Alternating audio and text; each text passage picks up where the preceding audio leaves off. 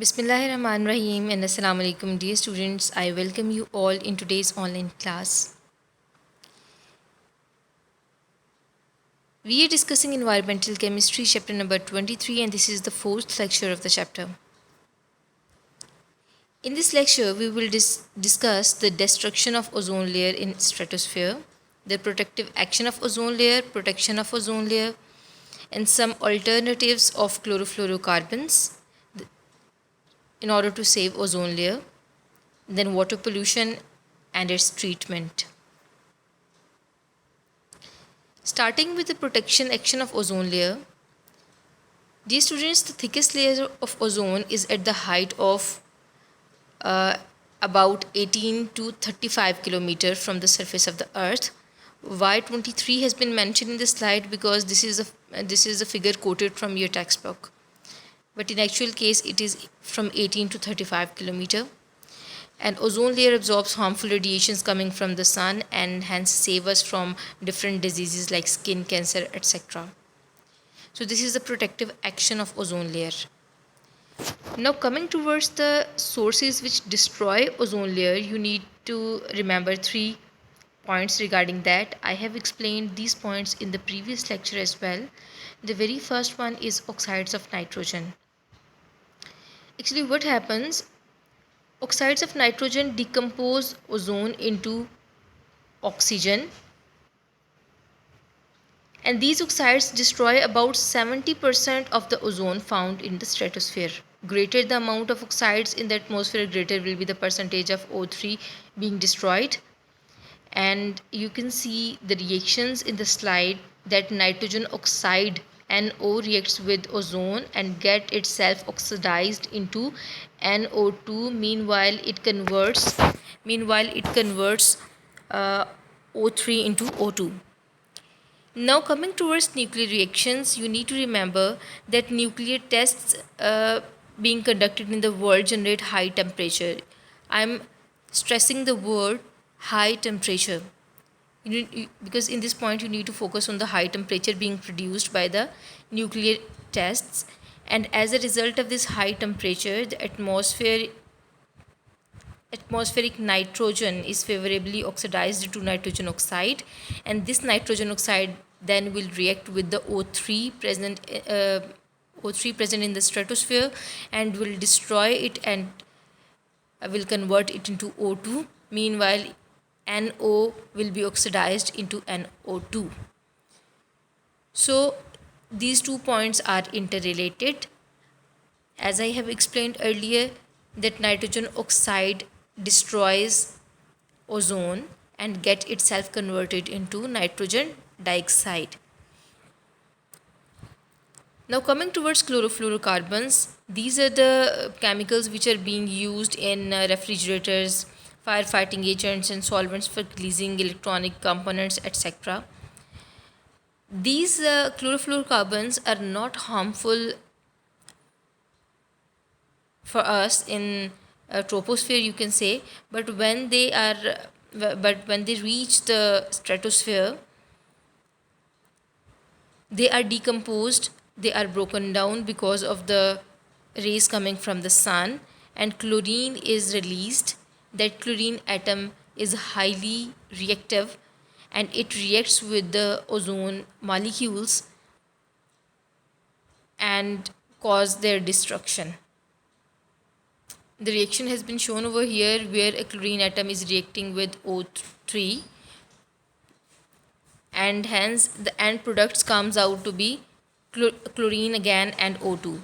So you need to remember over here that these reactions are very important because they are the sort of chain reactions where one chlorine atom which is destroying the ozone layer is again generated and hence can destroy thousands of or more ozone molecules at the end.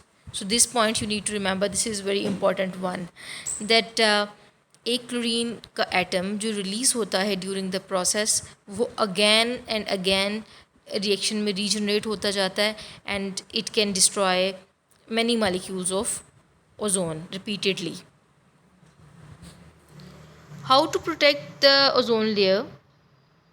In order to save the ozone layer, the use of oxides of nitrogen and chlorofluorocarbons should be banned, or some new type of substance should be discovered which may be used as aerosol spray propellants and should not react with O3 layer, so it may be saved.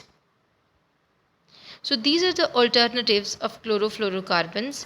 Dear students, the examples have been mentioned in the slide, but the most important point you need to remember is this one, that much better substituents of chlorofluorocarbons are hydrofluorocarbons. This is point number 3. You need to focus on hydrofluorocarbons are the best alternatives of chlorofluorocarbons so far, because they do not contain any chlorine atom. And since 1994, these hydrofluorocarbons have replaced freon in nearly all car air conditioners. And why they are termed as hydrofluorocarbons? Because they do not contain any chlorine. Instead, hydrogen is present in them.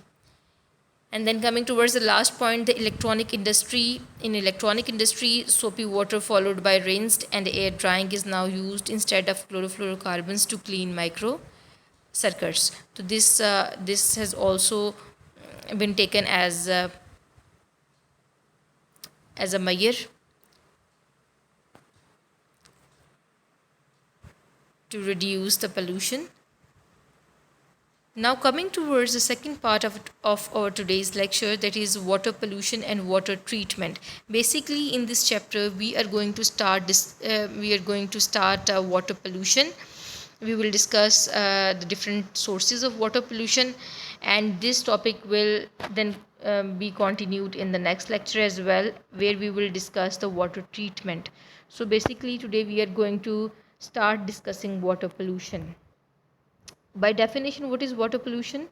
The contamination of water with the substances which have adverse effect on human beings, animals and plants is water pollution, and the substances whose presence in the water makes it polluted are called pollutants. ऐसे substances पानी में जो उसे pollute करते हैं and make it unfit for the use, those are termed as pollutants.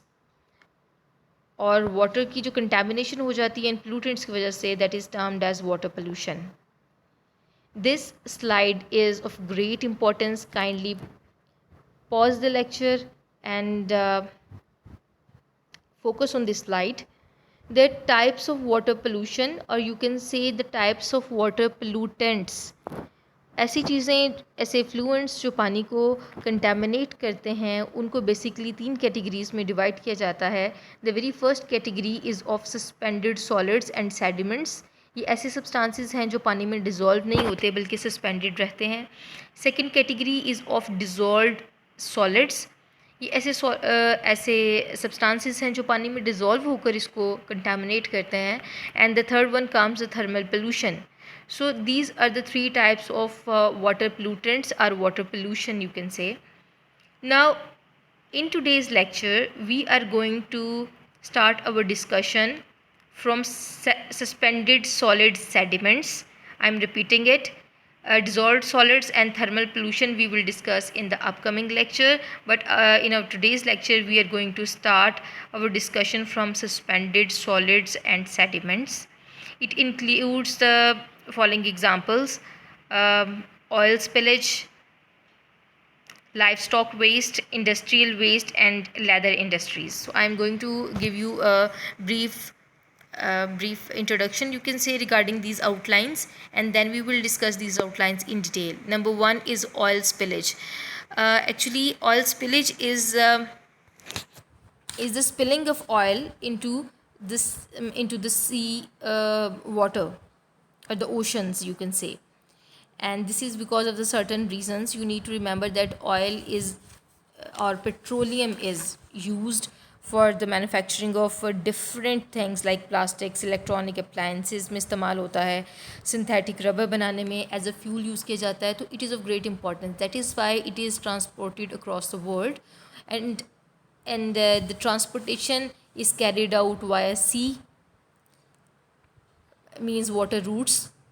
And during the process, Sometimes the leakage or spillage occurs and it enters into the seawater and contaminates it. So we are going to discuss it in detail in the upcoming slides. Then coming towards the livestock waste, that is the waste material coming from the animals, right? Livestock means animals, ये जो मवेशी आप लोग घरों में या forms में रखते हैं, इनका जो वेस्ट प्रोडक्ट होता है, that is termed as livestock waste, and if it is not disposed properly, then it can be the source of water pollution, and we will discuss it in detail as well. Then coming towards the industrial waste, dear students, you all are aware that different sort of industrial waste being produced is not properly disposed of, uh, because most of the industries are not having the recycling plants. तो वो अपने waste को as it is ही dump कर देते हैं अपने करीब नदी नालों या लेक्स के अंदर. That is very dangerous for the people living around and also for the life in water, including both animals and plants. And coming towards the leather industries and leather tanneries, you can say. So different sort of salts are being used. These salts contain leather tanneries, and these salts contain heavy metals, and these heavy metals, when added into the water in the form of waste, they can be very injurious for the life present in water, as well as makes the water unfit for the human use as well. So these are the uh, brief points you can say about all these outlines. So today we are going to discuss further for these 3 points: oil spillage, livestock waste, and industrial waste. Let's have a look.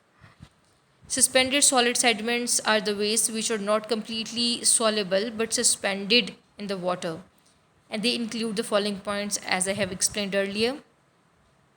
Now coming towards the very first point, oil spillage. Petroleum is a complex mixture of many compounds which are mainly hydrocarbons, and it is transported from one place to another. Why it is transported? Because petroleum products are very useful and they are used across the world. Like petrol is used as a fuel, lubricants, plastics बनाने में use होता है, electrical appliances में इसकी applications हैं, then in the formation of detergents, manufacture of petroleum chemicals. तो इन सारी चीज़ों के लिए पेट्रोलियम की ज़रूरत पड़ती है. That is why it is transported across the world. And you need to remember that this transportation is carried out via sea routes or water routes, you can say.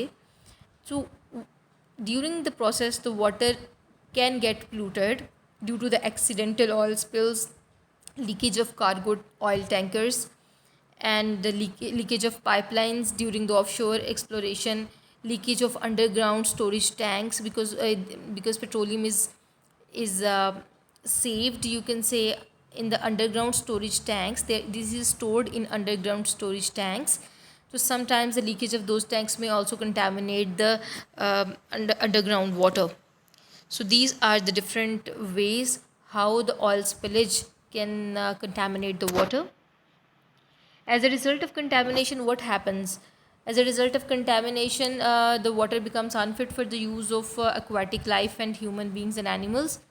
The point number 2 is very important, that polycyclic hydrocarbons, I'm repeating, polycyclic hydrocarbons are carcinogenic even at low concentration. Carcinogenic means cancer causing. They are cancer causing even at very low concentration. And what are polycyclic hydrocarbons? You are going to discuss them in detail in organic chemistry in the upcoming lectures. Now coming towards the next point, marine animals are seriously affected by the soluble aromatic functions of oil. Underline the word aromatic. You will discuss this in organic chemistry again. The word aromatic reminds you of benzene in organic chemistry. And the spilled oil damages the feathers of the birds or fur of animals and sometimes cause their death, and you can see this in the picture. This point is very important regarding short questions, that petroleum and underwater plants. Dear students, because of the oil spills, the oil covers the surface of the water, and as a result, the transmission of light through that surface and water to the underground plants is affected. वो जो एक layer बन जाती है पानी के ऊपर, वो ट्रांसमिट इफेक्टिवली नहीं होने देती लाइट को थ्रू द वाटर जिसकी वजह से अंडरग्राउंड प्लांट्स की फोटोसिंथेटिक एक्टिविटीज़ जो हैं वो अफेक्ट होती हैं. And as you all know that oxygen is produced as a result of photosynthesis. तो कंसनट्रेशन ऑफ ऑक्सीजन कम हो जाएगी and oxygen is required by most of the plants and animals for respiration. Therefore, this low concentration in oxygen adversely affect the aquatic life. Now coming towards the second outline, that is livestock waste. As I have explained you earlier that this is the waste coming from the livestock जो different घरों में जानवर मवेशी पालते हैं. And if it is dumped in open lands or sewage canals or rivers, it can be the source of the contamination of water, etc.